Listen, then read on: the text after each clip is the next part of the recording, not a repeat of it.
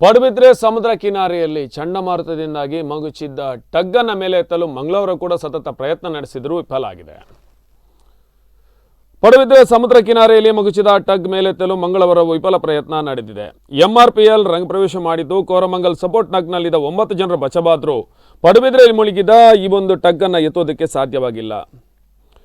ಮೂವರು ಆ ಬೋಟ್ನಲ್ಲಿದ್ದರು. ಅವರು ಇದುವರೆಗೂ ಪತ್ತೆ ಆಗಿಲ್ಲ. ಪಡುಬಿದ್ರೆಯ ಕಾಡಿಪಟ್ಲ ಬಳಿ ಸಮುದ್ರದ ಅಡಿಯಲ್ಲಿ ಮಗುಚಿದ ಸ್ಥಿತಿಯಲ್ಲಿದ್ದ ಪತ್ತೆಯಾದ ಗುಜರಾತ್ ಮೂಲದ ಅಲಯನ್ಸ್ ಟಗ್ ಮೇಲೆತ್ತುವ ಕಾರ್ಯ 3ನೇ ದಿನವೂ ಮುಂದೂಡಲ್ಪಟ್ಟಿದೆ. ಒಟ್ಟಿಗೆ ಇದರಲ್ಲಿ 9 ಜನ ಇದ್ರು. 9ರಲ್ಲಿ ಒಟ್ಟಿಗೆ 3 ಜನ ದಡ ಸೇರಿದ್ದಾರೆ ಈಜ್ಕೊಂಡು. ಅದರಲ್ಲಿ ಒಬ್ಬರ ಶವ ಪತ್ತೆ ಆಗಿತ್ತು. ಉಳಿದ 5 ಜನ ಕಾಣೆಯಾಗಿದ್ರು. ಇದರಲ್ಲಿ ಈಗ 2 ಪತ್ತೆ ಆಗಿದ್ದಾರೆ. ಆಮೇಲೆ ಇನ್ನೂ 3 ಜನರ ನಾಪತ್ತೆ, ಅಂದರೆ ಇನ್ನೂ ಅದ್ರ ಬಗ್ಗೆ ಏನೇ ಸುಳಿವಿಲ್ಲ. ಈ ಟಗ್ ಮೇಲೆತ್ತಲು ಎಂಆರ್ಪಿಎಲ್ ರಂಗ ಪ್ರವೇಶ ಮಾಡಿದೆ. ತೌಕ್ತೆ ಚಂಡಮಾರುತಕ್ಕೆ ಸಿಲುಕಿ ನವಮಂಗಳೂರು ಬಂದರಿನಿಂದ 4 ನಾಟಿಕಲ್ ಮೈಲ್ ದೂರದಲ್ಲಿ ಟಗ್ ಮುಳುಗಿತ್ತು.